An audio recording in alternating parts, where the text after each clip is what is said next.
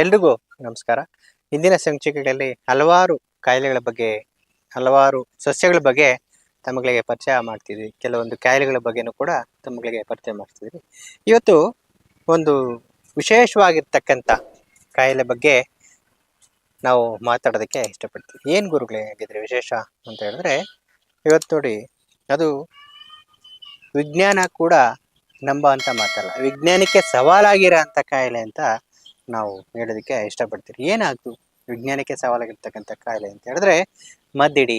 ಅದನ್ನ ಕೆಲವರು ಸುಳ್ಳು ಅಂತಾರೆ, ಕೆಲವರು ನಿಜ ಅಂತಾರೆ. ಅದು ಅನುಭವಿಸಿರೋರ್ಗೆ ಮಾತ್ರ ಗೊತ್ತಾಗುತ್ತೆ ಆ ವ್ಯಾಧಿ ಕಷ್ಟ ಏನು ಅಂತ. ಕೆಲವರು ಹೇಳ್ತಿರ್ತಾರೆ ಬಲ್ಲವನ್ನೇ ಬೆಲ್ಲ, ಬೆಲ್ಲದ ಸಿಹಿಯನ್ನ ಅಂತ. ಹಾಗೆ ಇದು ಅನುಭವಿಸಿರೋರ್ಗೆ ಮಾತ್ರ ಗೊತ್ತು ಆ ಕಷ್ಟ ಏನು ಅಂತ. ಹಾಗಿದ್ರೆ ಏನದು ಕಾಯಿಲೆ? ಮದ್ದಿಡಿ.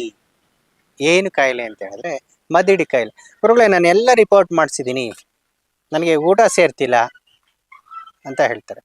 ನನಗೆಲ್ಲರೂ ಒಂದು ಹಲವಾರು ವೈದ್ಯರುಗಳನ್ನ ಭೇಟಿ ಮಾಡಿದೆ, ನನಗೆ ಕಾಯಿಲೆ ಮೇಲಾಗ್ತಿಲ್ಲ. ಏನಾಗ್ತದೆ?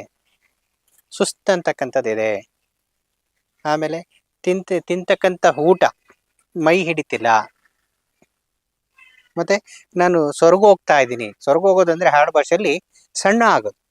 ದೇಹ ಕುಗ್ಗಿ ಹೋಗ್ತಾ ಇದೆ. ಯಾವುದ್ರಲ್ಲೂ ಕೂಡ ಆಸಕ್ತಿ ಇಲ್ಲ, ಏನದ್ರಲ್ಲೂ ಕೂಡ ಆಸಕ್ತಿ ಇಲ್ಲ. ಮಲಗನ ಅಂತ ಹೋದ್ರೆ ನಿದ್ದೆ ಬರೋದಿಲ್ಲ, ಕೂತಿರ್ಬೇಕಾದ್ರೆ ನಿದ್ದೆ ಬರುತ್ತೆ. ಆಲಸ್ಯ, ಯಾರ ಹತ್ರನೂ ಕೂಡ ಮಾತಾಡೋಕ್ಕೆ ಇಷ್ಟ ಆಗೋದಿಲ್ಲ. ಅದು ನೋಡಿ, ಮದ್ದಿಡಿ ಅಂತಕ್ಕಂಥದ್ದು ಆದಾಗ ಮತ್ತೊಂದು ಕೂಡ ಅದು ಯಥೇಚ್ಛವಾಗಿ ಆ ಸಿಂಪ್ಟಮ್ಸ್ ಅನ್ನ ಹೇಳೋದಕ್ಕೆ ನಾವು ಇಷ್ಟಪಡ್ತೀವಿ. ಇಷ್ಟೆಲ್ಲ ಕಾಡ್ತಿರುತ್ತೆ. ಮತ್ತೊಂದು ಏನ್ ಮಾಡುತ್ತೆ ಅಂತ ಹೇಳಿದ್ರೆ, ಯಾವಾಗ್ಲೂ ಸಾವಿನ ಕಡೆ ಸೂಚನೆ ಕೊಡ್ತಾ ಇರುತ್ತೆ. ಸತ್ತೋಗ್ಬಿಡೋಣ ಅನ್ಸ್ತಿರುತ್ತೆ. ಇನ್ನೊಂದು ಮನ್ಸು, ಎರಡು ಮನ್ಸು ಆಗ್ಬಿಟ್ಟಿರ್ತಾಗ. ಇನ್ನೊಂದು ಮನ್ಸು ಏನ್ ಮಾಡ್ತಾ ಅಳಿಸ್ತಿರುತ್ತೆ. ಸುಮ್ನೆ ಆದ್ರೂ ಅಳ್ತಿರ್ಬೇಕು. ಯಾರ ಜೊತೆನೂ ಸೇರೋಕೆ ಇಷ್ಟ ಆಗಲ್ಲ, ಯಾರು ಮಾತನ್ನು ಕೇಳೋದಕ್ಕೆ ಇಷ್ಟ ಆಗಲ್ಲ. ಮತ್ತೆ ಆ ಮದ್ದಿಡಿ ಆದಾಗ ಕತ್ತಲನ್ನ ತುಂಬಾ ಇಷ್ಟಪಡ್ತಕ್ಕಂಥದ್ದು ಆಗುತ್ತೆ.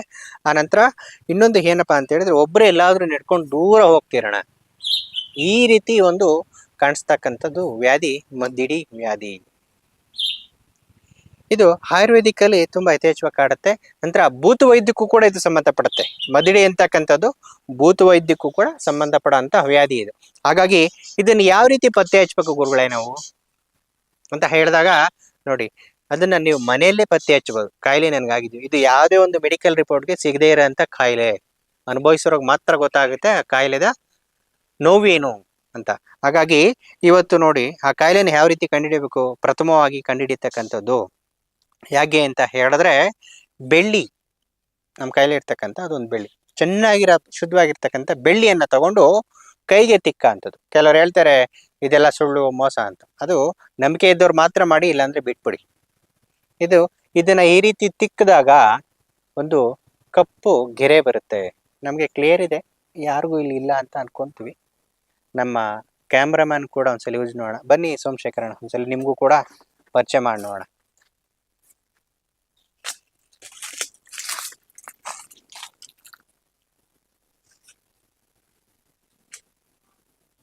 ನೋಡಿ, ಇವ್ರಿಗೂ ಕ್ಲಿಯರ್ ಇದೆ, ಇವ್ರಿಗೂ ಕೂಡ ಮದ್ದಿಡಿ ಸಿಂಪ್ಟಮ್ಸ್ ಇಲ್ಲ.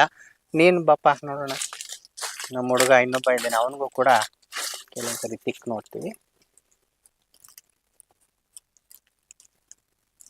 ಇವನಿಗೂ ಕೂಡ ಇಲ್ಲ. ಇದು ಯಾವುದೇ ಮ್ಯಾಜಿಕ್ ಅಲ್ಲ, ಮದ್ದಿಡಿ ಆಗಿರೋರ್ಗೆ ಮಾತ್ರ ಈ ಸಿಂಪ್ಟಮ್ಸ್ ತೋರ್ಸೋ ಅಂಥದ್ದು. ಮತ್ತೆ ಇನ್ನೊಂದು ಬಗೆ ಇದೆ ಮದ್ದಿಡಿನ ಕಂಡುಹಿಡಿತಕ್ಕಂಥದ್ದು, ಅದನ್ನು ಕೂಡ ತಮಗೆ ತಿಳಿಸೋದಕ್ಕೆ ಇಷ್ಟಪಡ್ತೀವಿ.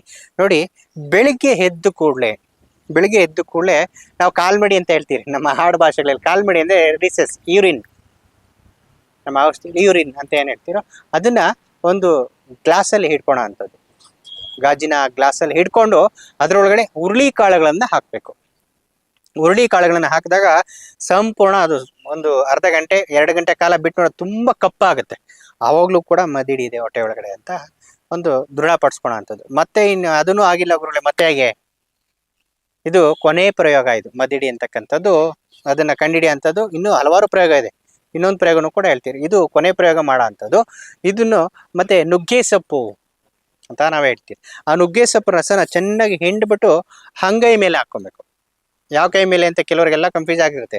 ಯಾವ ಕೈ ಮೇಲೆ ಆದ್ರೂ ಹಾಕೊಬಹುದು, ಬಲಗೈ ಅಥವಾ ಎಡಗೈ, ಇರೋದೇ 2 ಕೈ. ಬಲಗೈ ಎಡಗೈ ಯಾವ ಕೈ ಮೇಲಾದ್ರೂ ಹಾಕೊಂಡು ಅದನ್ನ ಒಂದ್ ಸ್ವಲ್ಪ ಹೊತ್ತು ಸೂಕ್ಷ್ಮವಾಗಿ ಒಂದು 20 ನಿಮಿಷ 10 ನಿಮಿಷ ಈ ರೀತಿ ಇಟ್ಕೊಂಡಾಗ ಅದು ಒಂದು ಮೊಸರು ತರ ಹೆಪ್ ಕಟ್ಟುತ್ತೆ, ಕಪ್ಪಾಗಿ ಮೊಸರು ತರ ಹೆಪ್ ಕಟ್ಟುತ್ತೆ, ಒಂದು ಬ್ಲಾಕ್ ಸರ್ಕಲ್ ಅಂತ ಏನ್ ಹೇಳ್ತೀರೋ ಅದು ಕಟ್ಟುತ್ತೆ. ಆಗ ಖಚಿತವಾಗಿ ಮದಿಡಿ ಆಗಿದೆ. ಇದ್ರಲ್ಲೂ ಗೊತ್ತಾಗ್ಲಿಲ್ಲ, ವೈದ್ಯರನ್ನ ಸಲಹೆ ಪಡ್ಕೊಳ್ಳೋಂಥದ್ದು ಬಹಳ ಇಂಪಾರ್ಟೆಂಟ್. ಈ ಸಿಂಪ್ಟಮ್ಸ್ ಇದ್ದಾಗ ಬಹಳ ಇಂಪಾರ್ಟೆಂಟ್ ವೈದ್ಯರನ್ನ ಸಲಹೆ ಪಡ್ಕೊಳ್ತಕ್ಕಂಥದ್ದು. ಅವರು ಕೆಲವೊಂದು ನಾಡಿಗಳ ಮುಖಾಂತರನೋ ಅಥವಾ ಮುಖ ನೋಡಿ ಕಂಡುಹಿಡಿತಕ್ಕಂಥದ್ದು, ಅವರವ್ರ ವಿದ್ಯೆಗಳಲ್ಲಿ ಏನೇನು ಪಟ್ಟಿಂಗ್ ಇರ್ತಾರೋ ಅದನ್ನ ಕಂಡುಹಿಡಿತಕ್ಕಂಥದ್ದು, ಇದು ಮದ್ದಿಡಿ ಆಗಿರ್ತಕ್ಕಂಥದ್ದು. ಹಾಗಿದ್ರೆ ನೀವು ಹೇಳಿದ್ರೆ ಗುರುಗಳೇ, ಮದ್ದಿಡಿಗೂ ಭೂತವೈದ್ಯಕ್ಕೆ ಏನಾದರೂ ಸಂಬಂಧ ಇದೆಯಾ ಅಂತ. ಖಂಡಿತವಾಗಿ ಮದ್ದಿಡಿಗೂ ಸಂಬಂಧ, ಭೂತವೈದ್ಯಕ್ಕೆ ಮದ್ದಿಡಿಗೆ ಸಂಬಂಧ ಇದೆ. ಆಯುರ್ವೇದಿಕಲ್ಲೂ ಸಂಬಂಧ ಇದೆ, ಭೂತವೈದ್ಯಕ್ಕೂ ಸಂಬಂಧ ಇದೆ. ನೋಡಿ, ಒಬ್ಬ ಮನುಷ್ಯನನ್ನ ಅವನ ಮೊದಲನೇದಾಗಿ ಕುಗ್ಗಿಸ್ಬೇಕಾದ್ರೆ ಅವನ ಆರೋಗ್ಯನ ಕುಗ್ಗಿಸ್ಬೇಕು. ಮನುಷ್ಯನನ್ನ ನಾವು ಬಗ್ಗಿಸ್ಬೇಕಾದ್ರೆ ಅವನ ಆರೋಗ್ಯವನ್ನ ಬಗ್ಗಿಸ್ಬೇಕು. ಹಾಗಾಗಿ ಮಾಂತ್ರಿಕರು ಕೂಡ ಈ ಮದ್ದಿಡಿ ಅಂತಕ್ಕಂಥ ಪ್ರಯೋಗನ ಮಾಡೇ ಮಾಡ್ತಾರೆ. ಇದು ಮದಿಡಿ ಅಂತಕ್ಕಂಥದ್ದು ಹಾಕ್ಬಿಟ್ರೆ ಅವನು ಮಾಂತ್ರಿಕನು ಏನು ಮಂತ್ರಗಳನ್ನ ಪಠನೆ ಮಾಡ್ತಾನೋ ಅಥವಾ ಕಿಡಕಗಳನ್ನ ಮಾಡ್ತಾನೋ ಅದು ಬೇಗ ಮೈಯತ್ತ ಅಂತದ್ದು ಹಾಗಂತ ಸಾಧ್ಯತೆ ಇದೆ. ಹಾಗಾಗಿ ಮದ್ದಿಡಿ ಆಗಿದ ಕೂಡಲೇ ಮೆಡಿಕಲ್ ರಿಪೋರ್ಟ್ ಎಲ್ಲ ನಾರ್ಮಲ್ ಬಂದಿದೆ ಅಂತ ಕೂಡಲೇ ನೀವು ಪರೀಕ್ಷೆ ಮಾಡ್ಬೇಕಾಗಿರೋದೆ ಮದ್ದಿಡಿ. ಈ ಪರೀಕ್ಷೆ ಮಾಡ್ಕೊಳ್ಳಿ, ಆರೋಗ್ಯನ ಸುರಕ್ಷತೆಯಿಂದ ನೋಡ್ಕೊಳ್ಳಿ ಅಂತ ಹೇಳ್ತಾ ಇವತ್ತಿನ ಕಾರ್ಯಕ್ರಮನ ಮುಗಿಸ್ತಾ ಇದ್ದೀವಿ. ನಮಸ್ಕಾರ.